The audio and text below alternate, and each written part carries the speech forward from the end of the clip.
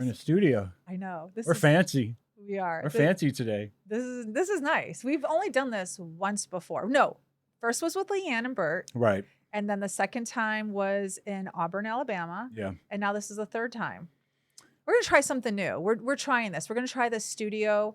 And I think we're going to try this more often now, right? Like, yeah, in addition to sampling breweries and food places and stores, we're going to start sampling studios all over America. I think like it. I think that's smart because then we don't have to carry our equipment with us. We are learning things as we go, and we are a year in, and you would have thought this would have come to us much sooner. We are learning that we are tired. Yeah. And some of that exhaustion comes from the fact that while all of this is going on, we are still parents and children. So we are going to talk about that today. Today we are talking about parenting your parents. Check the mic and make sure it sound right, boys. Hey listeners, ever wonder what it would be like to blow up your comfort zone at the tender age of 50? Well, we did just that. When our last kid went off to college, we hit the road in search of a new hometown. Now we bounce from city to city and bring you along for the ride. This is the Skiptown All-Stars podcast.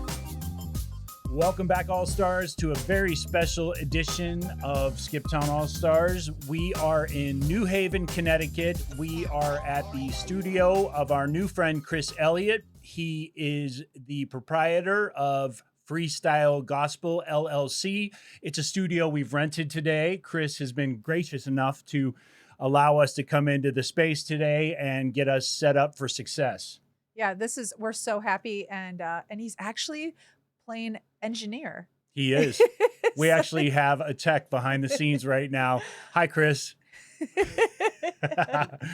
Anyway, we are talking about a very special episode today that we have not really touched on too much in the past 60 episodes, but we felt it was important because it's becoming an ever-present thing, for lack of a better word, in our lives right now. During the last year, we have been more than happy to share with you our travels, our adventures, popping in and out of restaurants, popping in and out of unique sort of tours and expeditions and hiking trails and all that. But one thing that we have not really touched on that much, aside from parenting our adult children, is the fact that we are in a space now that some of you may already be in, and every one of you will eventually be in, and that is a situation in your midlife. I guess that's where we are. Yeah, or your adult life. Yeah, where you are parenting your own parents.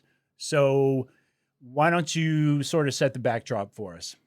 You know, we talk about our kids quite a bit, but I haven't shared really anything about my mother, who's 97 years old and still living with us. My father passed away when he was 92, and that was about 10 years ago. So starting the podcast has been mainly focused on how we did it, left our life in LA and decided to look for a new home. We've shared all the ins and outs. I mean, the food adventures, gaining weight on the road, car troubles, everything. But the one thing that we haven't shared is my mother. And I don't know why. I mean, I'm kind of a private person. I know it's funny we do a podcast, we're on social media, but I am kind of a private person when it comes to that. And I don't talk a lot about things that are happening in my life unless it gets to a point where everyone sort of needs to know. So I felt like since we're sharing all of our travel adventures with you and telling you the ins and outs of how we're doing that, we probably should talk about the ins and outs of being on the road, but also having the responsibility of having a parent at home who's not well or ailing or aging. In my case, my mom is aging. There's no ailment other than old age. And we've decided to start hospice for her. On one hand, it's something I think you can say you've prepared yourself for. Like for the entire time I've known you, your mother's been elderly. And, it is true. And you can say you're preparing yourself, but everybody knows, and everybody will say this, that there's no way you can truly be prepared for what's coming. And first off, I think I can speak for us and our listeners that we really feel for you and what you're going through right now. Thank you. And secondly, it's really been an undercurrent in our adventures this past year. And increasingly, you have been on the phone a little more and dealing with, the care for your mother a little more. And so it really has reached a surface in our lives right now where, I think it's great that we're finally like talking about this. Thanks. Well, I feel like if I can lend some information, it's just the way I'm handling it. Maybe it will help our listeners, because some people might be at the same stage I'm in. Others may not have it for 10 more years, but just to share how the family dynamics are with an aging parent. When I say family, I don't mean my daughters and James and I'm talking about my siblings, like how we're all handling this situation. How does money come into play? Who's the one that's going to take care of her toward the end? Again, I just feel like we share everything else. So maybe something like this that's happening in my life could find a place for you and yours and where you are. James has a little bit of a different situation because both of his parents are deceased. Yeah. And when they passed away, it was very sudden for both of them. So he is seeing this with a different set of eyes. Yeah, I am. My father passed away when I was in my 30s. That was very sudden. In one regard, not surprising given his health profile, but at the same time, it happened overnight. I mean, it He just had a heart attack. Yeah, he had a heart attack, and one morning I woke up and my dad was gone, and that was a very somewhat different situation. My mother actually also sort of happened quickly, but over the period of 2 months. So she went from a phone call every week, "Hi, Mom, how are you?" sitting in LA traffic, to all of a sudden I can't reach her because she's in a hospital and, hooked up to machines and all that. So She was in and out of the hospital for probably like a month. And then the last time she was in the hospital, I think was 2 weeks. And that's when she passed. Is that correct? I mean, I'm remembering it because it happened how many years ago now? It's been 5 years Yeah. now. So it was a situation where her health had reached a point where there was no turning back. And then once she sort of started going down that slope, it was a fast slope. So There was no preparation, really. not really, because at the same time, Parker was graduating. Parker graduated the same day that my mother was taken off of resuscitation. So that was a very weird day for me. And we didn't tell anybody. No, like we your didn't. mom died and we didn't tell the kids or we had 100 people in our backyard for a graduation party and no one knew your mom died. Yeah. And It was insane. it was insane. I didn't want the day to become about me. And my mother was kind of removed from our children's lives anyway, because, Distance. we talked about small town mentality and how people never leave or never want to come visit or what have you. And she was around here and there, but the bottom line was it wasn't a situation. It was a situation where if anybody was going to feel bad, they were going to feel bad for me on Parker's big day. And I didn't want that. And so I know I felt so bad for you that you were holding that inside the entire day. I felt so bad for you. I think what gave me a lot of peace was knowing that my mother knew, like my mother would approve of the way I handled it. And that gave me a lot of reassurance. And it was tough at moments to put on a shiny, happy face, but in the end, I'm happy I did it. And the kids were surprised the next morning. And, I had to tell them at some point, "Hey, your grandmother has passed away and I'm going to be leaving this week." So, it gave Parker her moment. And I think that's the way my mom would have wanted it, Yeah. So, I think you're right. She probably would have. yeah. But ultimately, what that leaves us with is I've never had to be in the spot where you are now. I will certainly say in my adult life, I guess in some respects, what we're going to talk about today is parenting your parents can often mean you're dealing with the mistakes they've made in their lives. Wow. And I did have to do a lot of that, especially with my mom, not so much with my dad. My dad was a very private guy. And it wasn't really until he passed away and I was in his house that I sort of got a full picture of how he was living. I would call him and say, hey, do you need this? Do you need any help? Let me do this for you. Let me do that for you. And he was always very stoic, Scottish guy. No, no, no. Nice guy, very happy, very jovial. And I think in some ways a lot like me, or I'm a lot like him. Puts on a happy face when he's not necessarily feeling that way. So it wasn't until my father had already passed that I had to parent my father. And so Oh, wow. I had to dig through every scrap of paper in his messy house to look for an insurance policy or some sort of anything. It wasn't really about inheritance because I knew my dad was of small means and I wasn't expecting anything. It wasn't really about that at all. But what it was about was, is there a plan in place for his funeral expenses? And was there any sort of, legacy items in the house? For me, I was looking for his Eagle Scout photo in the Sure. newspaper and his Scout badges and various things that he had, like he was a welder for 30 years and he was on the welding company's, the welding factory's baseball team. So I wanted his baseball jersey. I wanted his hat, things like that. But of that, I had to dig through tons and tons of stuff. I mean, I swear to God, the guy never threw away anything. So, Oh, he's like someone else I know. and so that's not true. I threw away everything Stop in it right LA now. to move. Okay. I have one bucket of cables. That's it. Just Okay. give me my bucket of cables. He collected 21 years of papers and then finally threw them away. I did. And so what my situation was with my dad was dramatically different with my mother, because my mother had, she was married to my stepfather. And throughout that whole process, she, when she finally left her house for the last time, there were sort of boots on the ground that could take care of her funeral and what have you. Yeah, I mean, you skipped the part where you personally took care of your father's funeral because there was no plan in place. And these are things that Yeah, that's true. you have to think about. I mean, when that person passes, who's paying for it? It's a hard decision to have. It's a $20,000 cost easily. Yeah. Easily.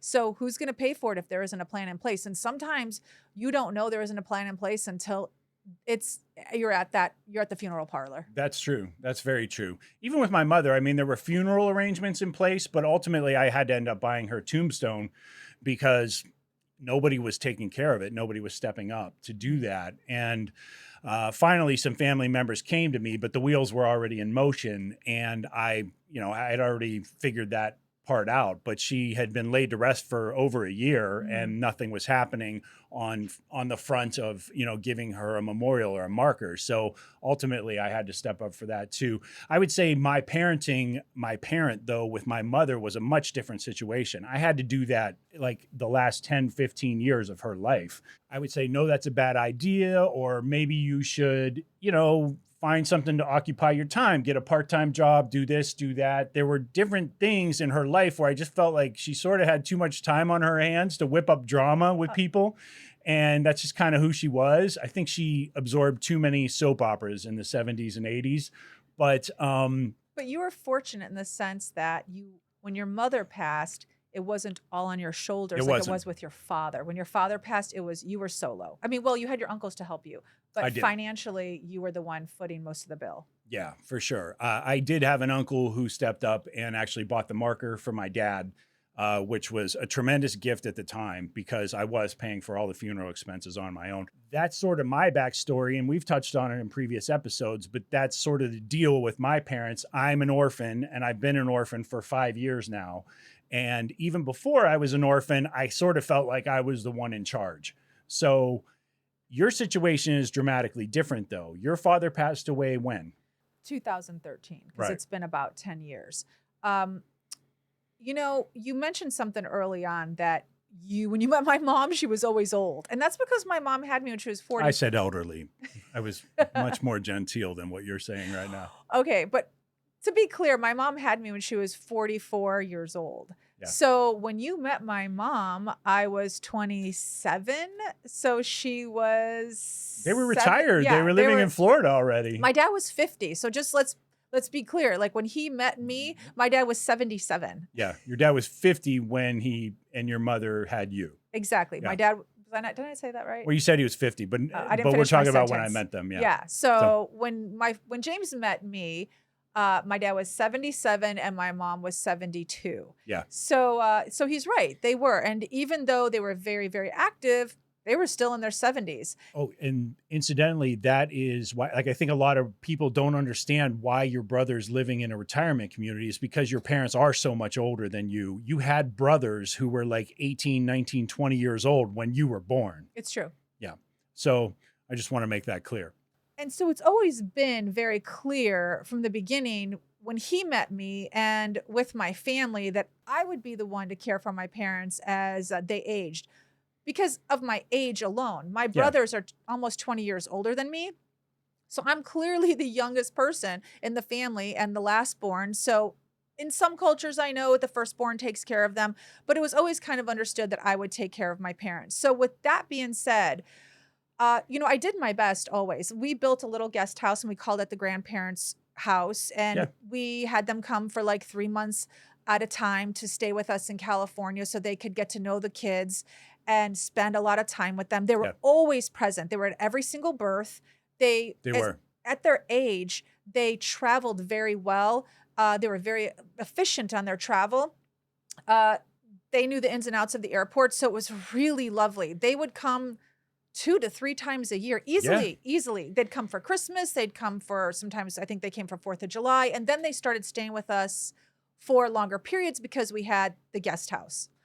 Well, the other thing I should mention is when we first bought our house, your dad, at whatever age he was at that point, probably 80 years old. Yeah, he was 80. He was out like laying concrete in our backyard. Yeah, he was. Like he was patching the ramp that led into the garage.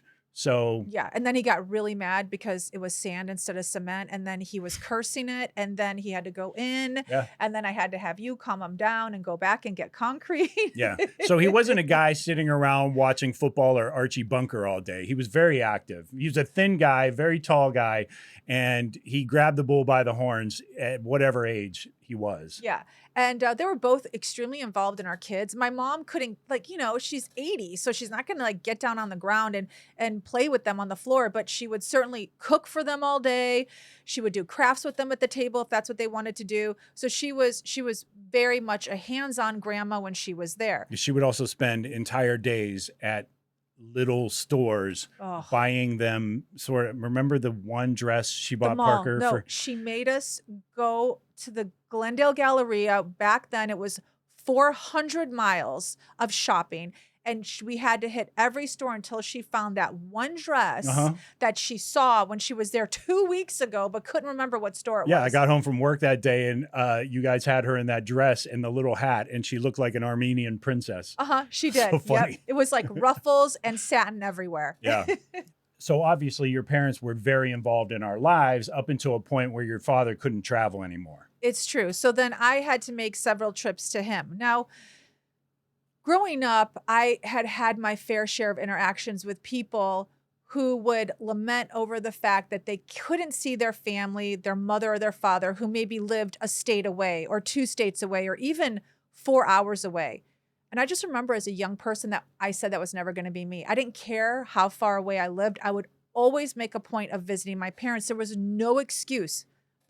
But with that being said, I had a different relationship with my parents than my friends did. So they may talk about, I can't go and see my mom next week. She's not well, but I just don't have the money.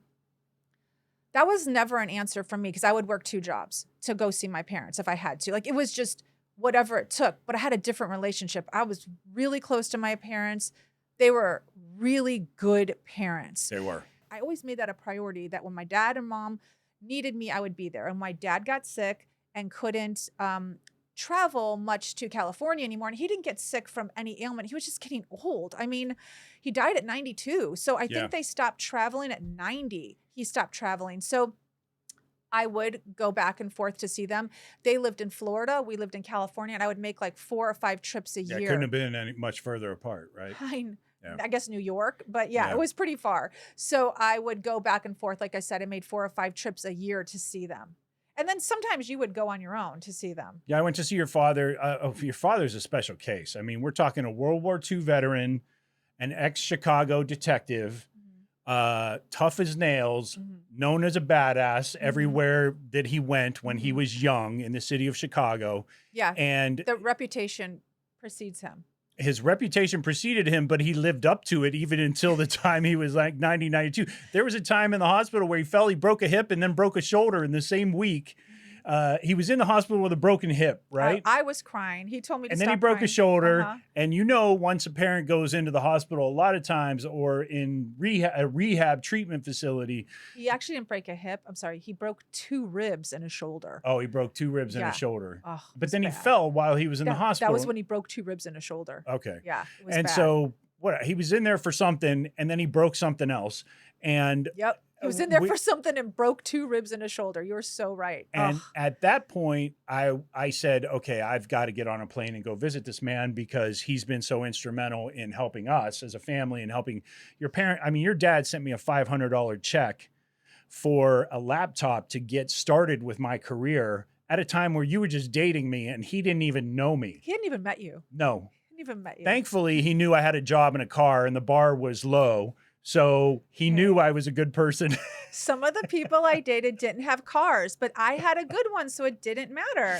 Yeah. So at any rate, he had been so instrumental, along with your mom, in helping us get our start as a family. No question. We would not have been as far along, even as we were at that time, without their assistance. Right. And so it was really important for me to go visit him and see him one last time, I thought, but it didn't turn out that way. Like 6 weeks later, he left the rehab facility, he went home, and he lived for like another year and a half or something like that after that, until finally, when he passed away, he was able to do it. I mean, he was like like Chuck Norris was he was the template for Chuck Norris. That's your dad.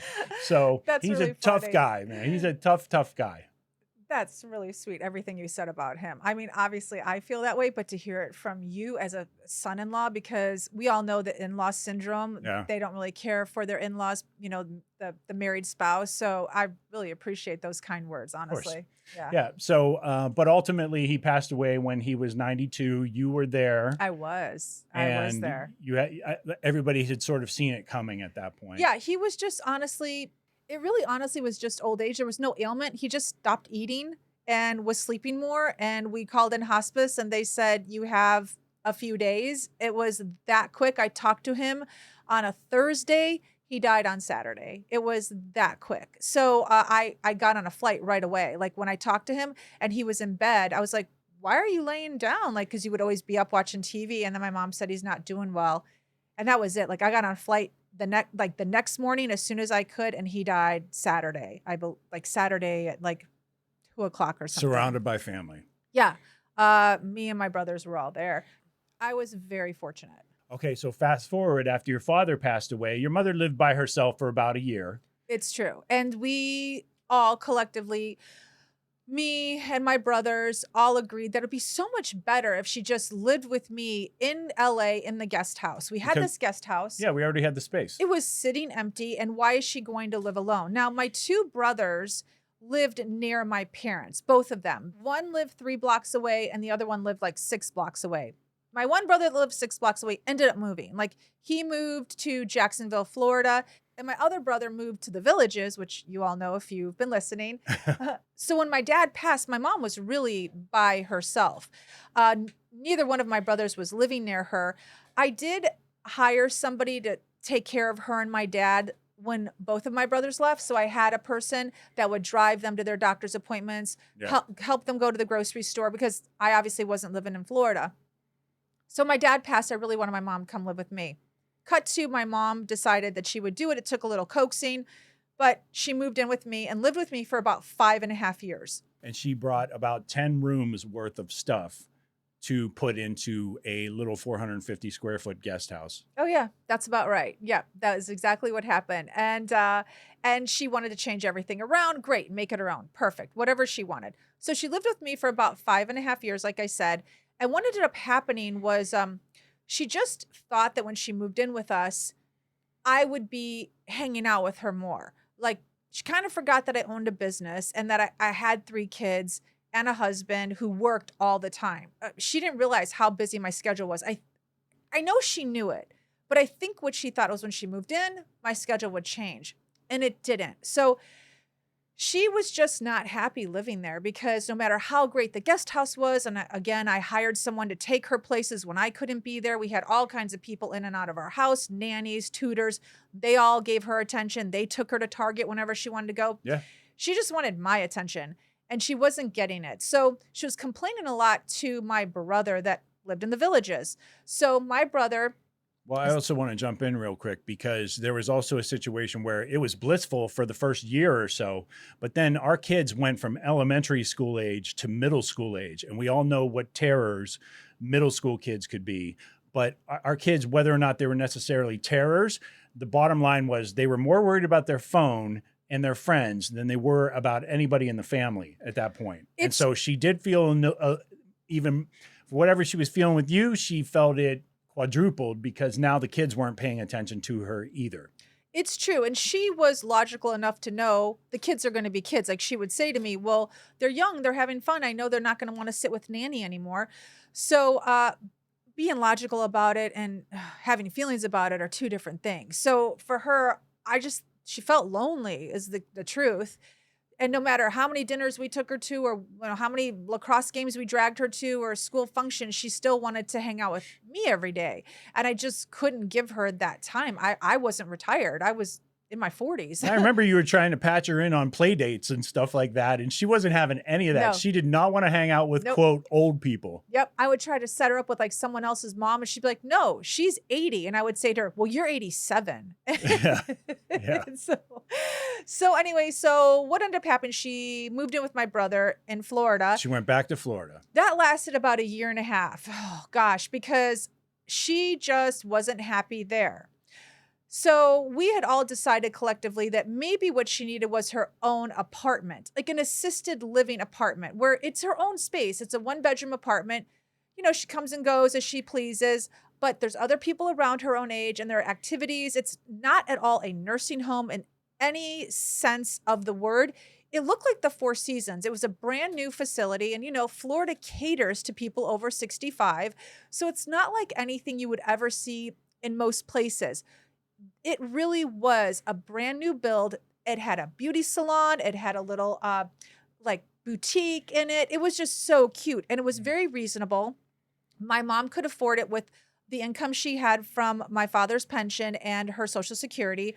I would have to chip in a little bit more just to make the difference. And I did not have a problem with that. Well, my mom saw it, came back home and told everybody that we were moving her into a nursing home. The tipping point for all this, though, and you can correct me if I'm wrong, but I believe she had had enough of living with your brother the day that he told her she could not take a magnum of Bailey's Irish cream with her to the party they were about to go to. Yeah, he wanted her to take the little bottle because a magnum was too big. It was just a little house party. And she got so mad. She didn't go to the party. She called me and said, I don't know like who he thinks he is telling me I can't bring that magnum of Bailey's. And I had just said to her, I just think a smaller bottle is just more appropriate. And then she hung up on me. Yep. And so what we weren't realizing, though, I mean, we just need to paint the picture of what a colorful woman your mother really is. Uh-huh. And so she's provided me with hours of entertainment over the last 20 some years. and to be fair, my brother did leave, went to the party, but then felt so bad 10 minutes later came back to get her. And I don't think she went. I know Ronnie's a saint. I know. I don't think she went. I think she told him no, like even after he came back. I can't remember. Yeah, but she dug in her heels. I remember. Yeah. She was not going to that party now. If she couldn't take her big jug of Bailey's with her, she wasn't going. So I think at that point, what all of us didn't realize, though, was that my mom was having onset dementia. And I think if all of us had known at the time that her complaining was more of a symptom of something bigger, we probably would have handled everything differently.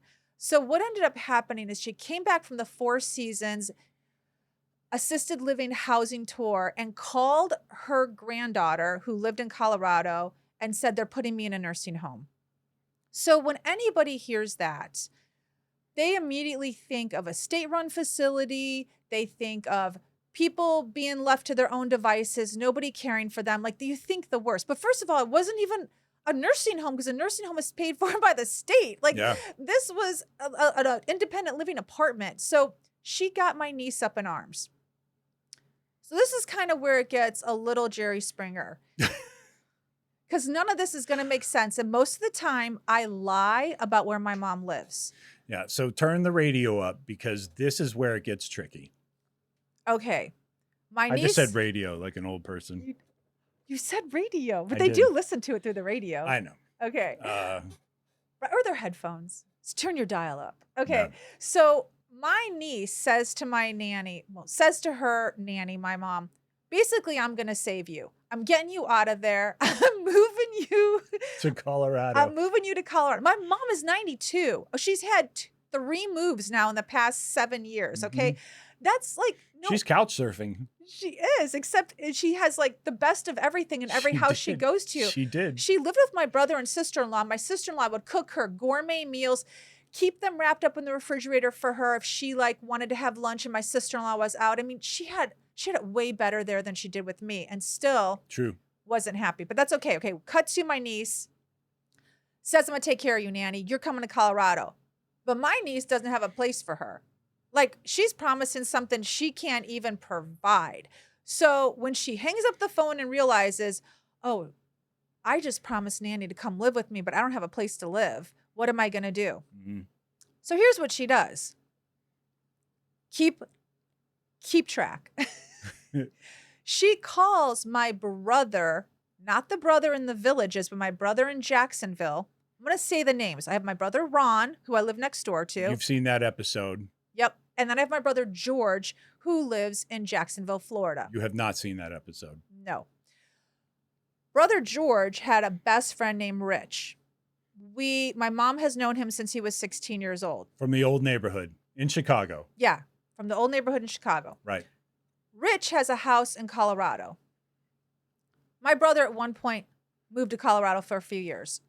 And he and Rich, continued their friendship from the neighborhood when they were 16. My brother moved back to Florida. Rich still lived in Colorado. My brother's daughter, Christy, who's my niece and my mom's granddaughter, the one that's going to be the savior. Yeah. She realizes she has a place for my mom. So she calls Rich because she's very close. They call him Uncle Rich. She knows he has an empty room. Okay. This is just even talking about, this is why I lie to everybody and just say that my mom lives with my niece, because this is where it gets crazy. It's usually a good idea to just say that. So she calls Uncle Rich and says, can you help me save my nanny from everyone? So Rich says, sure, I have an empty room. Your grandma can move in with me. I've taken care of old people in the past, which makes no sense to me how a man has taken care of old people in the past, but whatever. I guess he's an expert at it. So, okay. Yeah. So also, there's another person that lives in Rich's house. Another component. That pays rent there. Rich has a 3-bedroom. He has a bedroom that's empty for my mom. Then he has a second bedroom that's being rented. That room is being rented by Your ex-sister-in-law. George's ex-wife. But they're not a couple. So Rich and Sally are not a couple. Sally just rents a room from Rich, who was her ex-husband, still is, her ex-husband's best friend. Okay, so let me jump in real quick and just do a quick summary because this is turning into Game of Thrones. Got it. All right. So you have a brother named George who had lived in Colorado for a while and was living in Jacksonville. His old buddy and his ex-wife were both living in Colorado together. And your niece decided, well, I'm going to save Nanny, your mother, by driving her to Colorado and putting her in Richie and Sally's care. Exactly. So she saved her by just getting her there And having someone else and take then care of going back to her own house. Yeah, having someone else take care Right, of her. right. Yeah, there you have it. The reason why I never really say where my mom lives is because it's quite complicated. So I just tell everyone my mom lives with my niece, when in reality she lives with my brother's best friend and his ex-wife. So when my mom called me and said, I'm moving to Colorado, it was like, oh, What? I was no, I was Everyone, not feeling no, it. I remember I told you I had a problem with it. I was like, this is a mistake. This is a mistake. This is a huge everybody. mistake. No, everybody. My cousin, my cousin's husband. Yeah. Everybody was calling me saying she cannot go. He's a stranger. He wasn't. I mean, he's Richie from the old neighborhood, but at the same time, it's like, really? This is how you want to like ride off into the sunset? Yeah, it was like, and I had no wherewithal. I couldn't fight her. Like I had already heard it for a year and a half, her complaining about my brother. She had been complaining about me for 5.5 years. True. I just said, go. I literally said, go. My brother said to me, I'm going to stop her. And I'm like, no, you're not going to stop her. Let her go. She thinks it's going to be so much better there. Let her go. So they pull up in an RV because they drove from Colorado. They load up her stuff in an RV and they take her back to Colorado Springs. So It's like this movie I saw. I think it's Vacation. It's like if you squashed all the vacation movies together, you have Randy Quaid in the RV, you have grandma on the top of the car, all that stuff. No, the movie it reminds me of is Groundhog's Day. Oh, why Groundhog's Day? It's the same happening over and over again. What, It's with her wanting to move everywhere? Yes, Oh, it's okay, I the get it. same thing over and over again. No, this is Groundhog's Day. I So follow. I said, go. I said, go be happy. And she was. Like for the first 6 months, like they could do no wrong. I mean, she loved living there. Now, she didn't have her own bathroom like she did with us. She didn't have her own space. She doesn't even have a door in her bedroom. They use a curtain. But man, they have a really fun time. They drink at night. I was going to say, but she can drink Bailey's Irish Cream She can as much as she wants. She's drinking like gin and tonics now. I So know. yeah, so she's back on the hard stuff. She's drinking at night. She's going out to the bars with them. She's going out for pizza. She's having the best time because, as fun as we are, we're not going to let her drink all the time. Like we're going to be more careful about her. Her children were not there to parent her. Thank you. Okay. So she's having the time of her life the first 6 months. But then, like everything, she starts running into problems and she starts complaining about them. Complaining and asking everyone in the family to come pick her up. Like she's at day camp. She's like, come get me right now. You know what? This isn't working out. I want to come home. Yeah. Now we were only 6 months free of her complaining and nobody was willing to give that up. I have to tell you, nobody. We all said, no, this is what you chose. You're staying put. Like this is just how it's going to be. Okay, so cut to though, she's been there for 5 years and probably 2 years ago was the pinnacle of the complaining. Like nobody could handle it at this point. Nobody. Mm-hmm. So we had like a round table. My brother Ron, who is Jesus, wanted to take her back. And I said, you can't. I said, it was so hard on you, that we all agreed she should be in an assisted living apartment. You can't take her back. Yeah, they experienced a lot of duress in the year and a half she was there. I wasn't willing to take her back. I had been 5.5 years with her. I still had PTSD. I was not going to take her back. So my brother George said from the onset, he's never taking her. So at that point it was, let's look at apartments in Colorado Springs for her, assisted living. That kind of got pushed to the back burner. Oh, and by the way, my niece, the one who brought her, had no interest in taking my mom. Even though, we needed someone to help us, she was out. She was like not even on the phone call. So she was like, I'm not having any of this. So she ended up staying with Rich and Sally. And it was hard. It was very, very hard for them because she's very argumentative. And we were all grateful. I mean, we really were because we weren't willing to do it. So they really did. I mean, in fairness to them, they did take care of her the way they said they were going to take care of her. They did. And Sally didn't sign up for it. My heart is always saddened for her because she has now had to take care of my mom. So as siblings, we've all tried to help in any way we can. We pay Sally. My mom obviously pays rent there. We pay for our food. We're always trying to have them go out to dinners. Like we're trying to make it as easy as possible. We have offered several times to have in-home health care come just to help. But as of 2 years ago, my mom is very mobile. Even now at 97, she's very mobile. So they always would reject the care that we wanted to provide for them, not even for my mom, just for them. So here we are about 2 months ago. Let's cut back. I saw my mom in 2021. When she left, she had been gone for a year or so, maybe 2 years at that point. I'd seen her one other time before the pandemic. And then I saw her in 2021. I just like was not happy with her. I'm not going to lie. I wasn't happy with the decision that she made to move to Colorado. I wasn't happy with where she was living. You weren't even happy with the decision she made to leave California. Oh, not at all. I was still so bitter about Yeah, that. you were So still very upset. when I saw her in 2021, she was 95. And I said to everyone in my family, I'm never coming back here again. I'm never coming back here. She made everything so difficult. Like if she were just with me, it would have been so easy for her and for me because she was still complaining as of 2 years ago. She was still not happy living there. But it was a pandemic. I wasn't moving her in 2021. I just wasn't doing it. I had a kid that was going to be graduating. I was like, you know what? I was just kind of mad. I mean, and that's the truth. I was like, you chose this, you stay here. I think that's fair. And so I had a hissy fit for like 2 years. I really did. Like I didn't call her much. I was mad at everybody about the situation. Actually, I was really mad at her mostly. But what I didn't understand was that she really had dementia.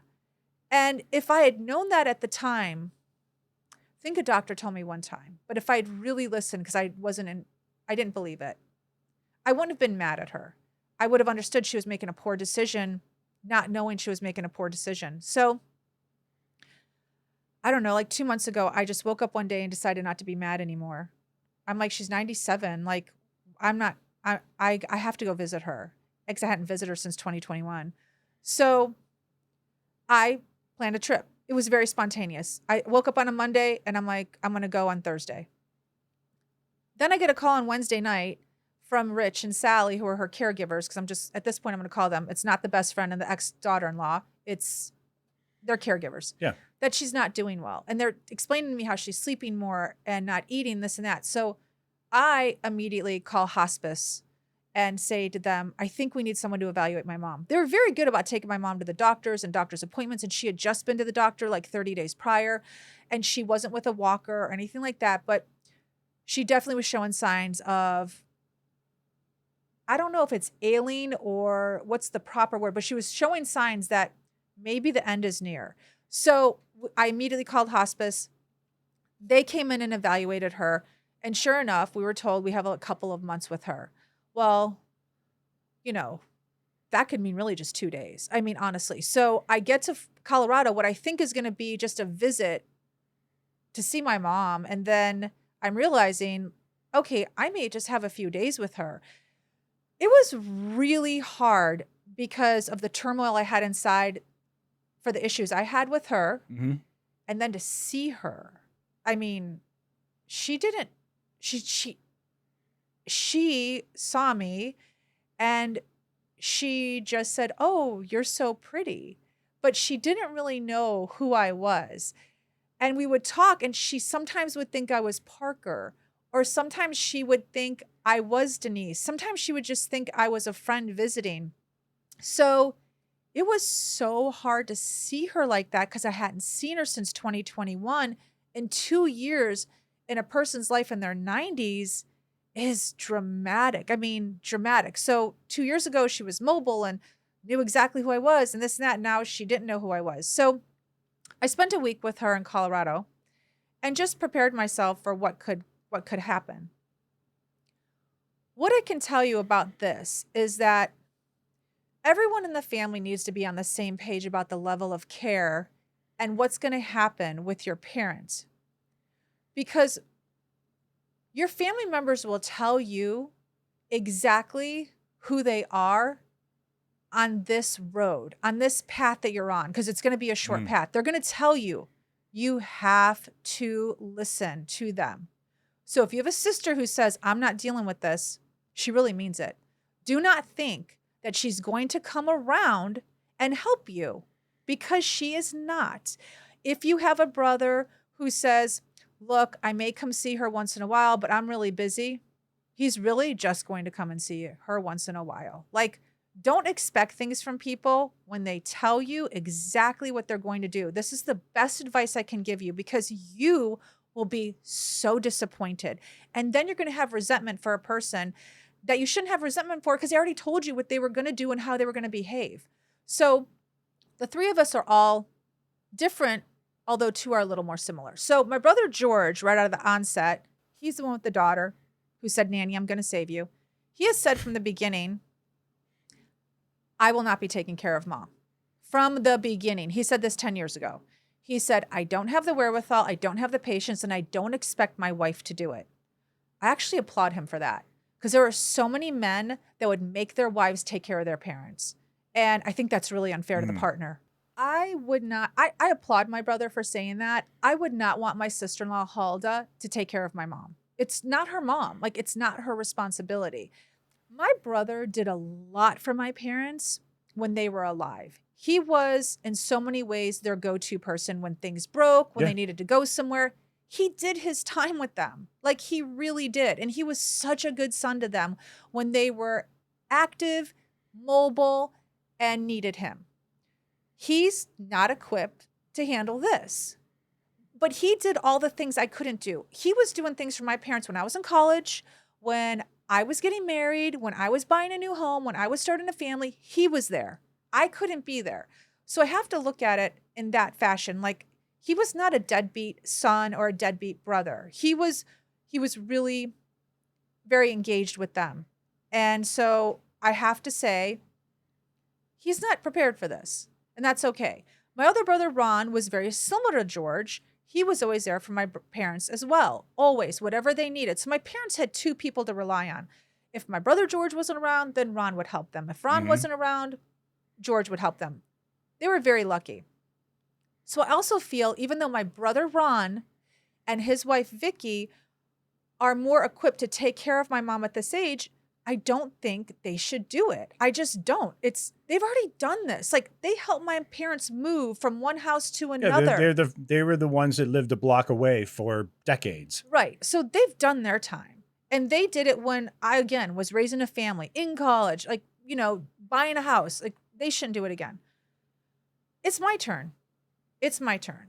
And so you have to listen to what everyone says, because it's very easy for me to get mad at my brother George. It would be very easy to get mad at him, but I'm not mad at him. I'm grateful for the fact that when I do go to visit Colorado, he has a beautiful home. He lets me and my mom stay there. He's very helpful when I'm there. Yeah. My sister-in-law, Hulda, is very helpful. I'll go for maybe a run in the morning and she will get my mom's breakfast ready and this and that. I'm grateful to have that. Like, there are some, he could have said no to that. Or there are some people who don't have that, whose siblings are like, yeah, no, you can't come here. Like, I'm busy. I've got work to do. I don't have that with him. So I'm very grateful for that. I also would say everyone needs to have a discussion about what kind of care everyone wants for that parent. So James and I are of working age. He makes a good income. I always made a good income. Both of my brothers are retired. I am very aware that they have limited funds. But we are all on the same page about the level of care we want from my mom. So I have been always the one to spearhead this conversation. But they've never once said, no, I can't do that. I can't afford that. So I'm very, very lucky. But I take on, usually I try to, 75% of the financial burden because they're retired. So you can't go into a situation like this and have two people in the family that are retired and then expect them to pay like half. Like, it's so unfair. And then they're going to say, no, they can't afford it. And then you're going to get mad. So if you're going to broach this subject and you're going to expect a certain level of care, like you're going to pay for a certain level of care, I could easily have problems with my brothers if I went into the situation saying, well, you have to pay half of this. Does this make any sense? Absolutely. There are plenty of people in the United States, and we're going to talk about different cultures and how they handle their elderly in a minute. But there are plenty of people in the United States that are like, you know what? I can't deal with this. I have kids, or I'll cut you a check for this much every month, make this problem go away. Right. Yeah. Oh, and there's that's kind of, yeah. So what you're saying makes absolute sense. I think your situation, frankly, is a little unique because you've had your siblings pitch in during their eras. They did. in different eras. And even now, everybody pitches in financially. And so there is a, Even when I say I'll take, because right now where we are is we're going to get, we're talking about in-home healthcare for my mother, and somebody to attend to her more often than then to help Sally and Rich. like So daily. right? Like 4 to 5 hours a day, probably 5 days a week. So I've researched it, and I'm going to go over those numbers with you. And I have said I'll take on 75% of this, and their 25% they could split each. And they both came back and said, no, that's too little. But I was willing to do that, and I think that that's just. And they're willing to do it. And that's my point. My point is there's so many families where one person gets stuck doing it their entire lives. I know it's very hard, but then my suggestion would be that person that's getting stuck doing it, they have to make the hard decisions, and then nobody gets a say. That's true. Yeah. I would definitely say, in fairness, in deference to that person, they should be the one calling the shots. It's really easy for you to express your opinion from afar or when you're removed from the situation. And so, I mean, I remember in my 20s, I was friends with a girl whose mom died of cancer and her brother was a drug addict. And she did all the driving to her mom's chemo appointments. And she was the one who took care of her mom. She was the one holding her mom's hand when she died and her brother was off, getting high somewhere. And she talked about that. And she talked about how they had to, and her mom was very wealthy. They split it equally. I think it's very hard. But in the end, she got the best time with her mother. Yeah. And it's like, I think you just have to look at that. I mean, otherwise. I would certainly choose half the pot and not being addicted. So, agreed. In that particular example. Agreed. But it does, the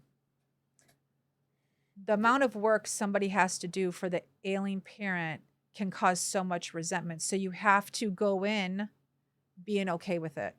You just have to. You can't go in saying, I'm going to do this, but, Robert will help out or John will help out. No.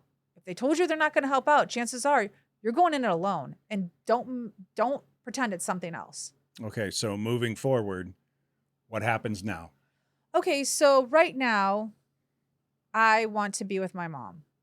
So I've got to figure this out. I don't know what that looks like, but I know I want to be the one that takes care of her in her final months. And this is my responsibility to figure out. I'm the one who has decided to do this. But here's what I do know, because I'm not a professional caregiver. I'm going to hire somebody in the house to help me because I know I can't do it all alone. And here's what I found out about getting in-home health care. I know it differs from state to state, but having a look into it, I've learned a little bit. So in-home health care can range anywhere from $35 to $50, depending on the level of care that you're requiring this person to do for you. In my case, I would really just want someone to be there to help me, like get her ready for bed, I'm thinking, or if I'm preparing dinner, they're sitting with her. So if I wanted somebody, let's just say 3 days a week at, I'm going to say $35 an hour. Let's just say 4 hours a day. So that's going to make that cost out of pocket $420 a week. And that would be $1,600 a month. So that's hefty for 3 days a week. That's not covered by insurance. That's not covered by Medicaid. That is an out-of-pocket expense. So if your parent is well enough to get around, but you need an extra helping hand in the house, that's how much it's going to cost. Now, if you have the means and can pay for a full-time facility that isn't run by the government, a Medicaid, so you want to go with a private facility, those can range anywhere from $4,000 to $16,000 a month. Wow. If you don't come from money, your parent doesn't have money, then you have to have your parent on Medicaid. And this is how Medicaid works. Every state, again, is different, but you have to only make a certain amount of money to be on Medicaid. So let's say you make $4,000 a month. Your Medicaid is too much because in most states it's $2,700. So if between your pension and your Social Security, you're making $4,000 a month, you are not going to be able to get into a government-run facility You won't be because eligible. you will not be eligible. So where Wow, does so that the leave cutoff you? is normally $2,700? Around that. Okay. So because you have to think about it this way. If you have money, then the government's not going to give it to you for free.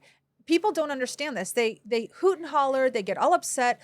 I can't get my mom in this facility. She makes too much money. Well, it's free. The facility is free. So if you have money and you've crossed that threshold, or your parent has money, they're not going to give it to you. You have to come together as a family and talk about what you're going to do. But the first conversation you should have before any of this is to talk to your parents about what do they have in place. My mom, her plan was me. I was her plan. Other people, their parents have money in the bank, or they have you can buy an insurance policy that will provide for long-term care providers to come into your house. I can't remember the name of it, but it's quite expensive, and it kicks in when you're no longer able to take care of yourself. And it provides care in your home, private care. So you have to discuss this with your parents to know what you have in your future. It's a discussion everyone should have. I mean, my parents were older, so we always talked about it. We'd have it at the dinner table. Like my mom would be like, the funeral arrangements are up I on the know. right She drawer. She would bring it up in the middle of a good time. Yeah. Always. I remember. I paid for my plot, blah, blah, blah. You shouldn't have to pay for anything. So, it's important. I cannot stress this enough. Like, what are your parents' plans? Do you know them? I always knew what my parents' plans were. I always knew that they had everything prepaid, but that I basically was going to be, the one taking care of them as they got older. What do you know about that for yourself? Like, who's taking care of your parents? Like, maybe they've got money in the bank that you don't even realize they have, that they already plan on having their care provided for. You have to talk about this. I cannot stress this enough. Yeah, you definitely have to cross the divide and have that difficult conversation for sure. And have it with your siblings. I mean, really have it with your siblings, because if you're talking to your sister, I don't know, Shirley, and she's telling you that, her and her husband are going to like sell their house and travel because you think Shirley's going to always live in the neighborhood with you and take care of mom and dad. And she tells you something you weren't aware of. Okay, you need to pivot. You need to figure out who's going to take care of mom and dad. How is Shirley going to do it from afar? So what's happening in the coming weeks is basically you're going to be going to Colorado and you're going to be figuring out a way to get your mom to be with us. Yeah, I've made a couple of trips to Colorado, and I just feel like I want to be the one with her. Yeah. Well, I think it raises an important point. Like you're talking about somebody who's, mother or father has an income of $4,000 and they're priced out of Medicaid. But then you also just said that, the common price, the entry level price for a lot of these homes is $4,000. So that's exactly the same amount. There's no money left for anything else. Not at all. You can't even buy like, little Timmy a birthday card and send $5. You have nothing left over if you're making that kind of money. That was the issue that we had discussed when we were looking at that apartment for my mom. She made just enough to go there. We would have to provide her spending money, and she was not going to allow that. So that was another impetus of why she didn't want to go. Yeah. Well, it brings up an important issue. And I think, like I'm a huge fan of capitalism, but at the same time, I do think that there's a mentality in America, unfortunately, a lot nowadays, where it's kind of every man for themselves. Oh. You can sort of judge a culture by how well they take care of their infirm or their elderly or even their young, but infirm specifically in this country with mental health issues. Let's start there. But we're also talking about our elderly and the type of care that they get in a Medicaid run facility. I mean, come on, that's, I would say it falls far short of the status of what we would call dignified, right? Oh yeah. And sometimes it's just the only thing people have. So let's talk about how some other cultures around the world handle this. Okay. The first two that I really want to mention are the first one specifically is China. There's an elderly rights law in China. Did you know this? That children are required to visit their parents, their elderly parents, or they could face jail time. Oh, wow.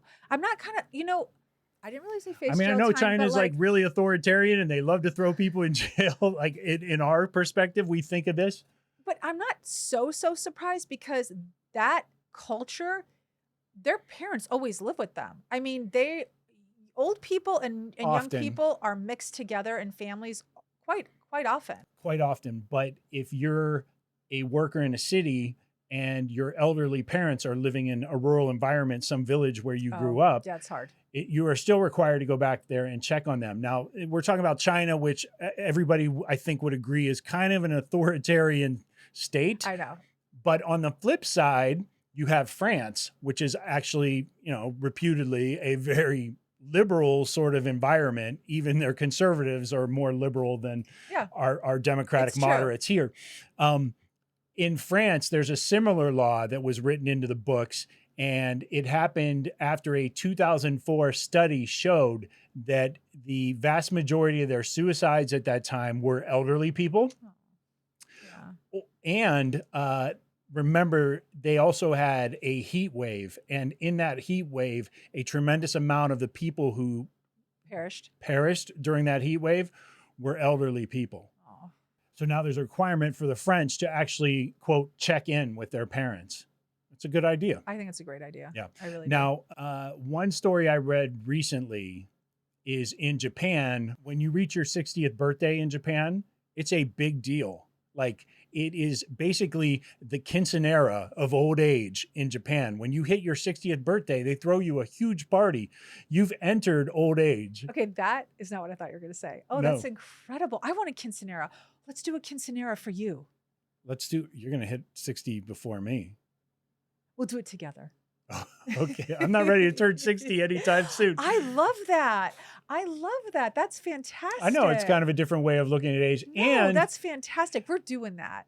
And in Japan, I read a story recently, and this is probably what you know. Wait, what hold we're on. talking Can about. I get a quinceanera dress? Like Sure. I want to get like a purple, Buy a dress. fluffy, like Put the lipstick all Oh, over. I'm doing it. Do Okay. it. Get the hair did. Can we do a dance? You can do a dance. Oh, you mean like a ball? Like a quinceanera dance. So every quinceanera has a dance. Oh. Like where the kids come and they all dance together. So we'll have our 60-year-old friends come dance with us and we'll do a quince dance. You're going to have to get Mia to choreograph it because I'm not paying for that. Okay, go ahead. Anyway, also in Japan, there is a restaurant. I just read this in a recent article. I think you read this article as well. There is a restaurant that is called the Restaurant of Mistaken Orders, where all of the waiters and waitresses are dementia patients. I saw this. It's the cutest thing. The photo is so sweet on this article. And it says a lot about how the Japanese keep the elderly and infirm ingrained in the culture.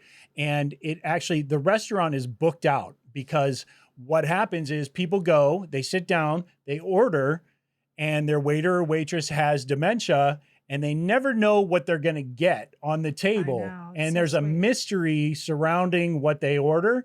But then there's also such a sweetness there that they keep elderly people involved in the society and they keep people mindful of that these are still human beings. They were still huge.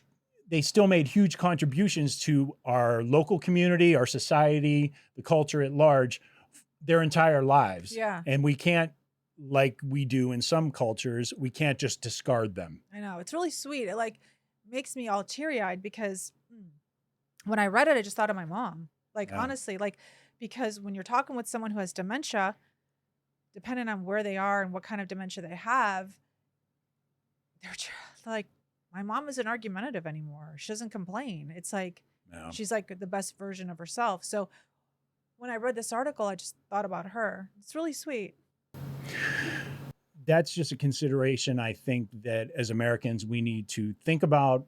There's a better way to handle our elderly. I wish they had high school courses on this.